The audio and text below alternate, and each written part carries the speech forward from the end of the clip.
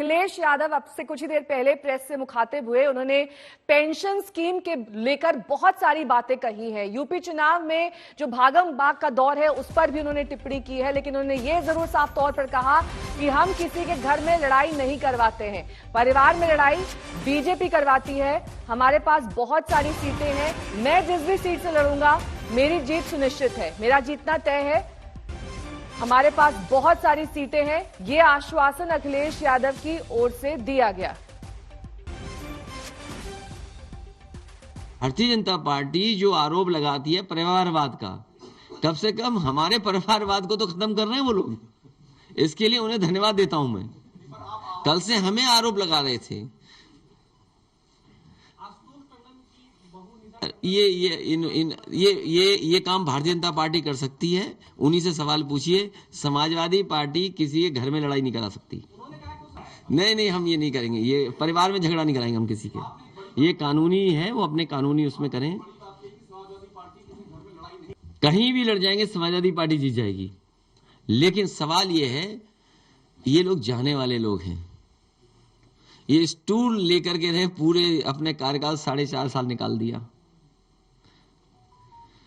4.5 साल अपमानित हो रहे डिप्टी सीएम, अपमानित हो रहे।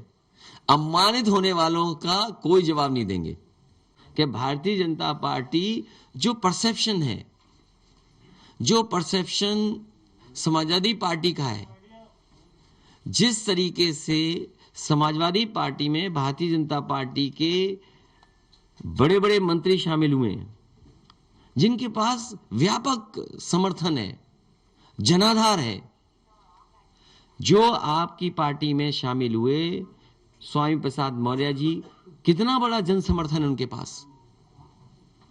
उनके पास जन समर्थन है, उनके साथ लोग हैं। या मंत्री दारा सिंह चौहान शामिल हुए हैं, उनके पास भी समर्थन है। जिस तरीके से समाजवादी पार्टी ने दलों को जोड़ा है, तो जो परसेप्शन है, उस परसेप्शन की लड़ाई में भारतीय जनता पार्टी हार गई। हम लोग आगे हैं, हम अपना मैनिफेस्टो रिलीज कर रहे हैं। वहीं यूपी चुनाव में भागम भाग का सिलसिला जारी है। नेता इधर से उधर हो रहे हैं, बागियों की भाग दौड़ चल रही है। मुलायम के रिश्तेदार प्रमोद गुप्ता ने आज बीजेपी का दामन थाम लिया। वो समाजवादी पार्टी के पूर्व विधायक रह चुके हैं। तो उधर कांग्रेस की कैंपेन गर्ल और पोस्टर गर्ल प्रियंका मौर्य भी बीजेपी में शामिल हो गई। रायबरेली से कांग्रेस विधायक अदिति सिंह ने भी कांग्रेस से इस्तीफा दे दिया है। अदिति लगातार बीजेपी के साथ ही हैं और अब उन्होंने चुनाव करीब आने पर विधायक पद से इस्तीफा दे दिया है। 3 तस्वीरें बयां कर रही हैं कि कैसे आने जाने का दौर शुरू हो चुका है। एक पार्टी छोड़ो दूसरी में जाओ, और इसके लिए प्रमुख तौर पर बीजेपी में शामिल होते ये तमाम लोग जो कि कांग्रेस से आ रहे हैं, समाजवादी पार्टी से आ रहे हैं। अदिति सिंह ने कांग्रेस का दामन छोड़ दिया। प्रियंका मौर्य भी कांग्रेस की पोस्टर गर्ल थी, उन्होंने भी बीजेपी का दामन थाम लिया। मुलायम सिंह यादव के साड़ू अब आ गए हैं, ये बताइए। पहले अपर्णा यादव आ गई थी, कल आज आप आ गए, क्यों आ गए बीजेपी में, क्या हो गया?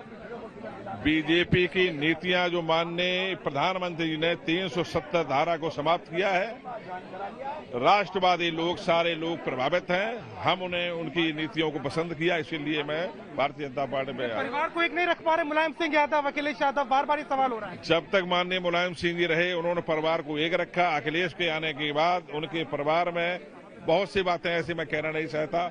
आज सारे लोग नाराज हैं। लगभग माननीय अध्यक्ष जी खड़े हैं, अगर अनुमति है तो 20 सपा के विधायक आज ही भारतीय जनता पार्टी ज्वाइन कर रहे हैं। नाराजगी क्यों हो गई? टिकट नहीं दे रहे थे, परिवार में बात नहीं है, नाराजगी क्यों हो गई? टिकट का सवाल नहीं, नीतियों का सवाल है। उन्होंने समाजदारी विचारधारा के लोगों को किनारे कर दिया, चाटकारों को अपने आसपास बैठा लिया। अखिलेश यादव कह रहे हैं कि मुलायम सिंह यादव ने कोशिश की थी अपर्णा को समझाने की, आपसे बात की क्या? अखिलेश यादव को समझाने की मुलायम सिंह जी ने बात की, अखिलेश जी क्यों नहीं माने? मैं पूछना चाहता हूं, अखिलेश जी क्यों नहीं माने? उन्होंने बहुत कहा।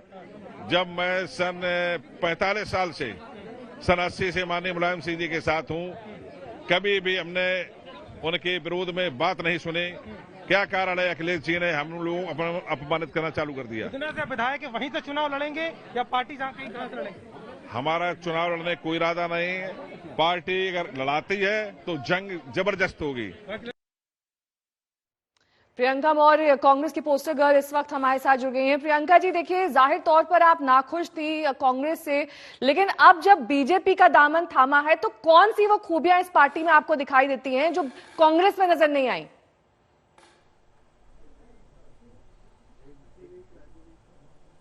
देखिए, मैं एक अच्छी सोच के साथ मैं कार्य कर रही थी। मैं डॉक्टर हूँ और पिछले 5-6 साल से लगातार मेहनत से लोगों के बीच में जा रही हूँ, कार्य कर रही हूँ और पॉलिटिक्स मैंने ज्वाइन की थी कि ताकि मेरे मदद का दायरा बढ़ सके।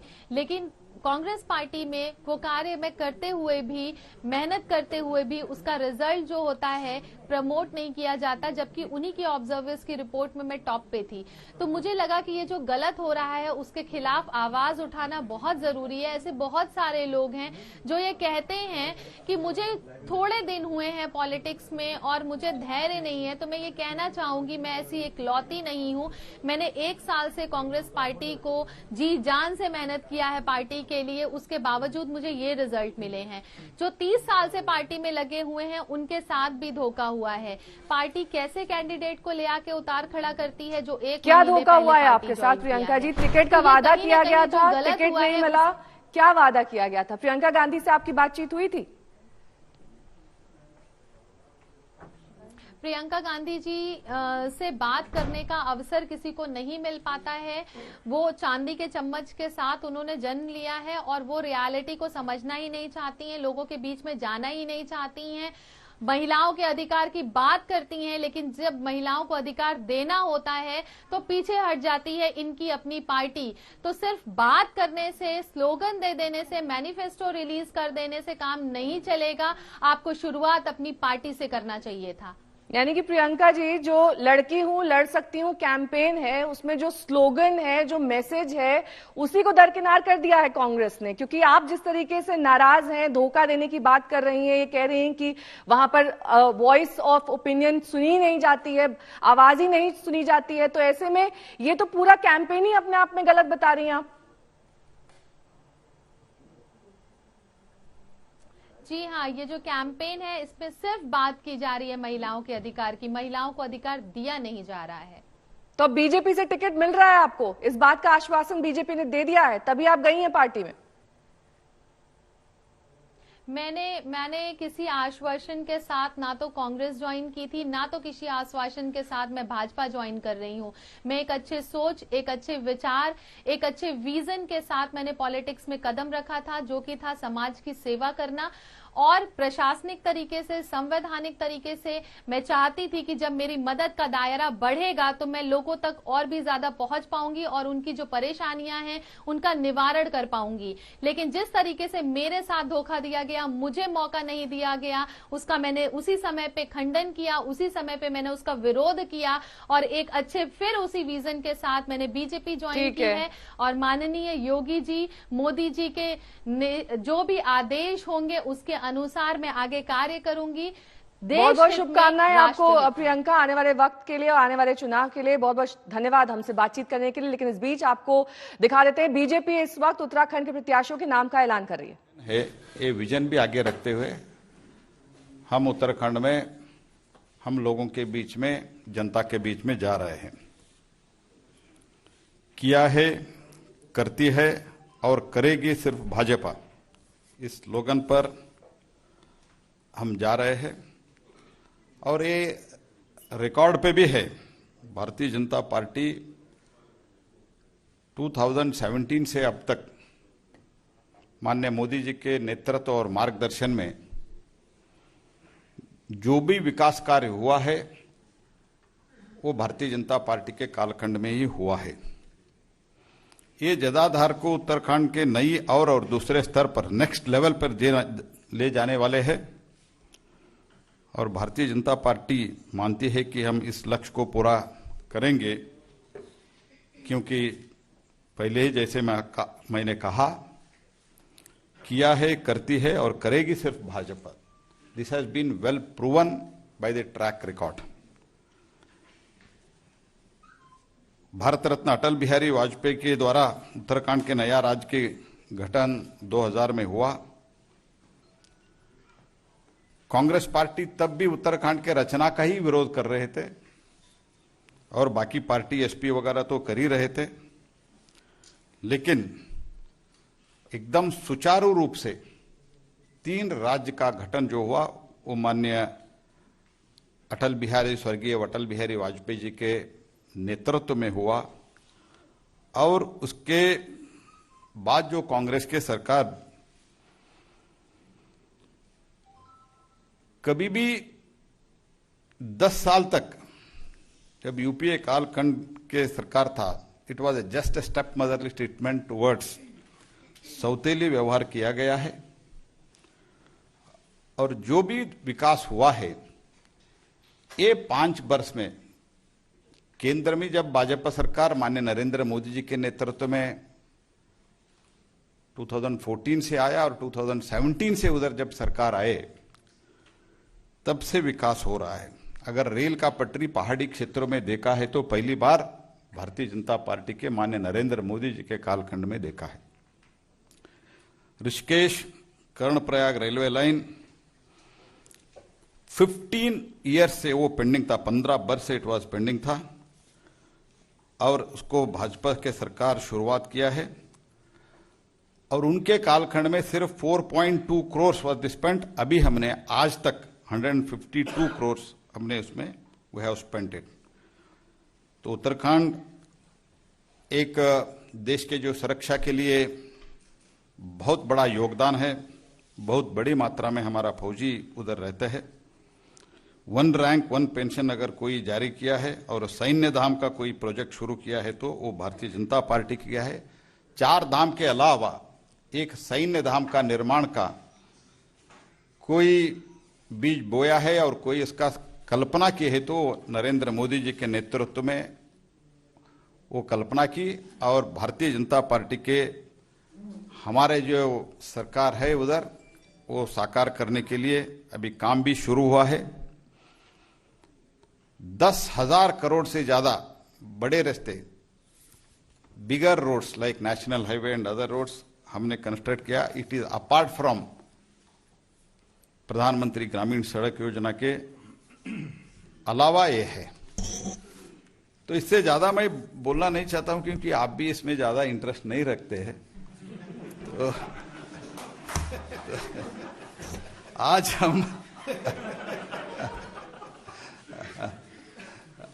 हम 59 सीटों का डिक्लेयर कर रहे हैं। नाम हमारा महामंत्री पढ़ेंगे, उससे पहले मैं इस 59 में 5 वुमन है, लेडीज, 54 जनरल है।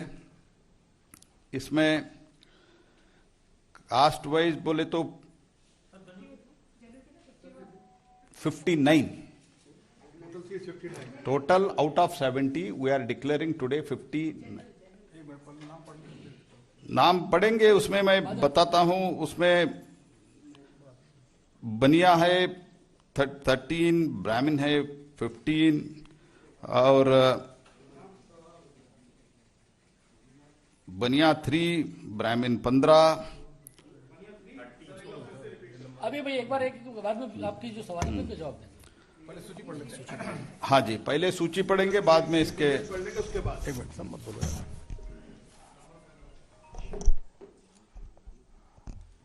भारतीय जनता पार्टी की केंद्रीय चुनाव समिति की बैठक विश्वप्रिय नेता माननीय प्रधानमंत्री श्री नरेंद्र मोदी जी की गरिमामय उपस्थिति में संपन्न हुई। आदरणीय जगत प्रकाश नड्डा जी की अध्यक्षता में केंद्रीय चुनाव समिति में सभी जो माननीय सदस्य थे सभी ने भाग लिया और विचार मंथन के बाद केंद्रीय चुनाव समिति ने उत्तराखंड के लिए, जिसे देवनगरी भी बोलते हैं, देवताओं की धरती भी बोलते हैं, उनके बारे में जिन नामों पे मोहर लगाई उनके नाम की घोषणा आपके सामने मैं समझ में करता हूं। उत्तराखंड के यशस्वी मुख्यमंत्री, ऊर्जावान और युवा नेतृत्व देने वाले, उत्तराखंड में लगातार उत्तराखंड के विकास की चिंता करने वाले, विकास करने वाले ऐसे श्री पुष्कर सिंह धामी जी, वह खटीमा से चुनाव लड़ेंगे, केंद्रीय चुनाव समिति ने उनके नाम पे मुहर लगाई है। इसी प्रकार से हमारे जो प्रदेश अध्यक्ष हैं और वह पहले मंत्री भी थे उत्तराखंड सरकार में, मदन कौशिक जी, वो हरिद्वार से विधानसभा का चुनाव लड़ेंगे। हरिद्वार से।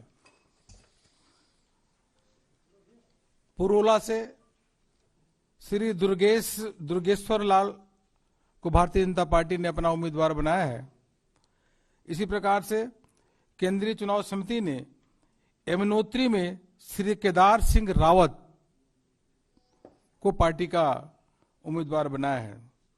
गंगोत्री से श्री सुरेश चौहान भारतीय जनता पार्टी के प्रत्याशी होंगे। बद्रीनाथ से श्री महेंद्र भट्ट यह भारतीय जनता पार्टी के प्रत्याशी होंगे। थराली से श्री भोपाल राम टमटा भारतीय जनता पार्टी के प्रत्याशी होंगे और कर्णप्रयाग से अनिल नौटियाल भारतीय जनता पार्टी के प्रत्याशी होंगे। केंद्रीय चुनाव समिति ने रुद्रप्रयाग से श्री भरत सिंह चौधरी उनके नाम को स्वीकृति प्रदान की है।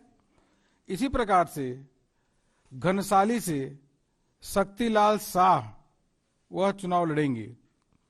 देवप्रयाग से विनोद कंडारी वह चुनाव लड़ेंगे और उत्तराखंड में मंत्री श्री सुबोध उनियाल वह नरेंद्र नगर से विधानसभा चुनाव लड़ेंगे भारतीय जनता पार्टी के।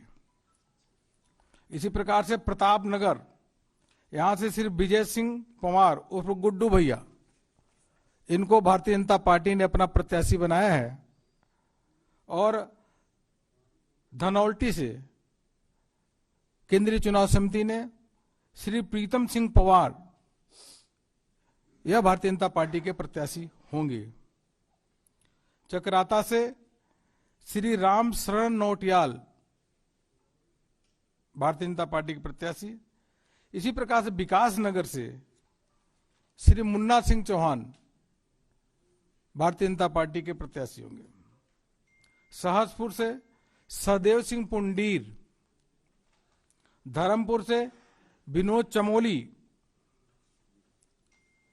और रायपुर से श्री उमेश शर्मा काऊ, बहुत ही पॉपुलर नेता है, लोकप्रिय है, इनको भारतीय जनता पार्टी ने अपना प्रत्याशी बनाया है। राजपुर रोड से पूर्व मंत्री श्री खजान दास भारतीय जनता पार्टी के प्रत्याशी होंगे। और देहरादून कैंट से श्रीमती सविता कपूर यह प्रत्याशी होंगी।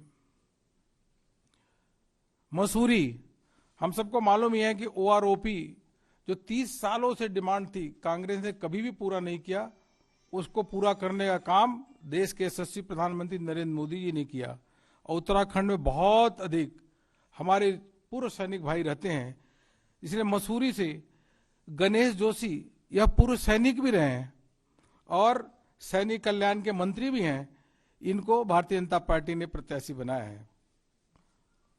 ऋषिकेश से विधानसभा के अध्यक्ष अभी जो हैं स्पीकर महोदय, बहुत ही सरल और सज्जन व्यक्ति हैं, प्रेमचंद अग्रवाल जी, वह भारतीय जनता पार्टी के प्रत्याशी होंगे। हरिद्वार का हमने आपको बता ही दिया कि एसएससी प्रदेश अध्यक्ष चुनाव वहां से लड़ेंगे श्री मदन कौशिक जी। और बीएचईएल रानीपुर, यहां से श्री आदेश चौहान, ज्वालापुर से श्री सुरेश राठौर,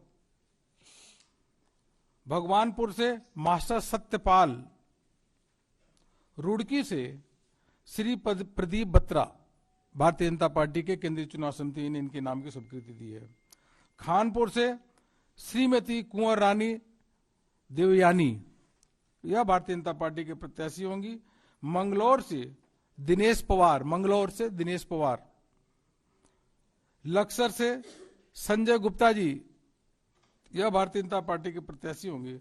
हरिद्वार ग्रामीण स्वामी यतीश्वरानंद जी, यह मंत्री भी हैं उत्तराखंड सरकार में, स्वामी जी यतुश्वरानंद जी, यह भारतीय जनता पार्टी के प्रत्याशी वहां से होंगे। यमकेश्वर से श्रीमती रेणु बिष्ट, पौड़ी से श्री राजकुमार पोरी, यह पार्टी के प्रत्याशी, और श्रीनगर से डॉक्टर धन सिंह रावत, आप सब जानते ही हैं, यह मंत्री हैं, यह वहां से चुनाव लड़ेंगी। और चौबट्टा खाल से, जिनको सभी जानते हैं, मतलब कई राज्यों में जानते हैं, जिनको धर्म और आध्यात्म के रूप में कई राज्यों में उनको लगातार देखते हैं, उनका प्रवचन सुनते हैं, बहुत ही लोकप्रिय हैं और वहां पे उत्तराखंड में मंत्री हैं, ऐसे आदरणीय सत्यपाल महाराज जी वहां से चुनाव लड़ेंगे चौबट्टा खाल से। हाँ, आदरणीय सत्यपाल महाराज जी वह चुनाव लड़ेंगे, मंत्री भी हैं। चौबट्टा खाल। लैंसडाउन से श्री दिलीप सिंह रावत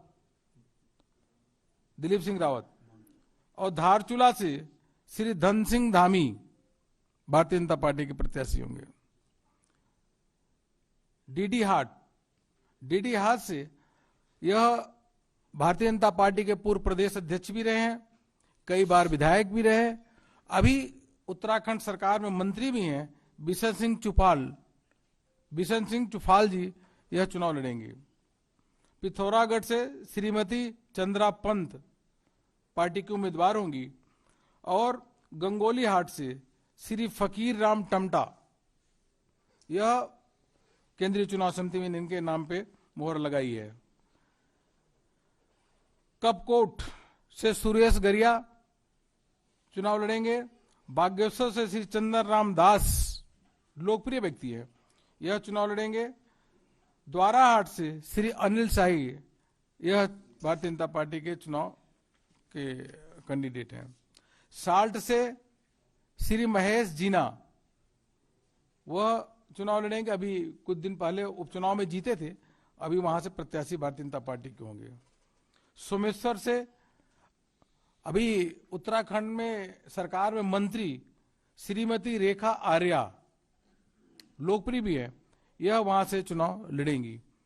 अल्मोड़ा से श्री कैलाश शर्मा चुनाव लड़ेंगे और लोहा घाट से यहां से श्री पूरन सिंह फरत्याल भारतीय जनता पार्टी के प्रत्याशी होंगे।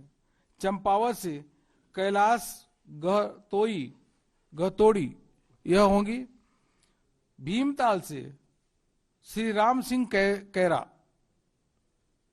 नैनीताल से श्रीमती सरिता आर्य, कालाडूंगी से भारतीय जनता पार्टी के पूर्व प्रदेश अध्यक्ष, जिन्होंने पार्टी के संगठन को काफी आगे तक विस्तार दिया और उत्तराखंड में मंत्री हैं, ऐसे श्री बंशीधर भगत जी चुनाव लड़ेंगे। रामनगर से दीवान सिंह बिष्ट और जसपुर से डॉक्टर शैलेंद्र मोहन सिंगल। काशीपुर से सरदार त्रिलोक सिंह चीमा। बदपुर से श्री राजेश कुमार जी चुनाव लड़ेंगे। गदरपुर से बहुत ही लोकप्रिय शिक्षा मंत्री श्री अरविंद पांडे जी को पार्टी ने प्रत्याशी बनाया है।